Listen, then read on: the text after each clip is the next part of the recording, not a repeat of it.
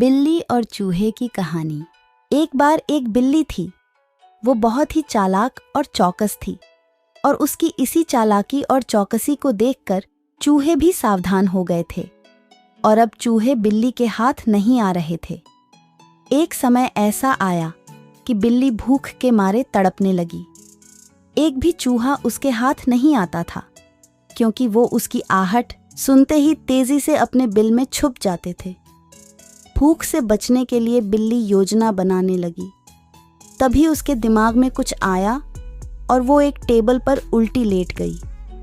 उसने सभी चूहों को यह सोचने पर मजबूर कर दिया कि वो मर चुकी है।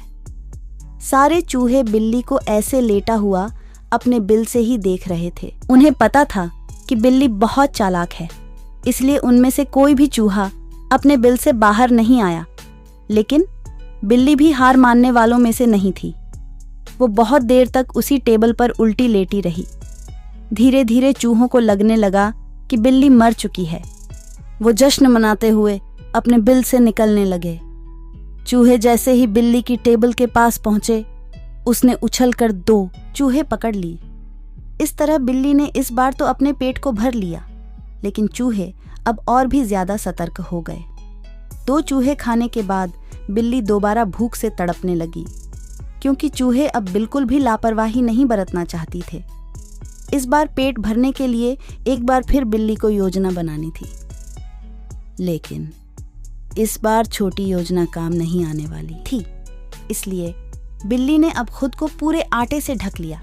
चूहों ने सोचा कि वह आटा है और उसे खाने के लिए आ गए, लेकिन एक बूढ़े चूहे ने उन्हें रोक दिया।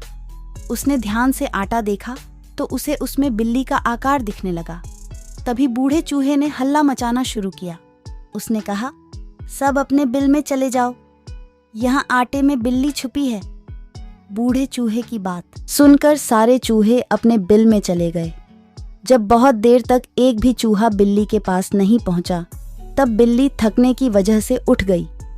इस तरह बूढ़े चूहे ने अपने अनुभव से सारे चूहों की जान बचा ली। कहानी से सीख। बिल्ली और चूहे की कहानी से यह सीख मिलती है कि बुद्धि का इस्तेमाल करके धोखे से बचा जा सकता है। दोस्तों, कहानी देखने के लिए धन्यवाद। कहानी अच्छी लगी हो तो चैनल को लाइक और सब्सक्राइब कर लें।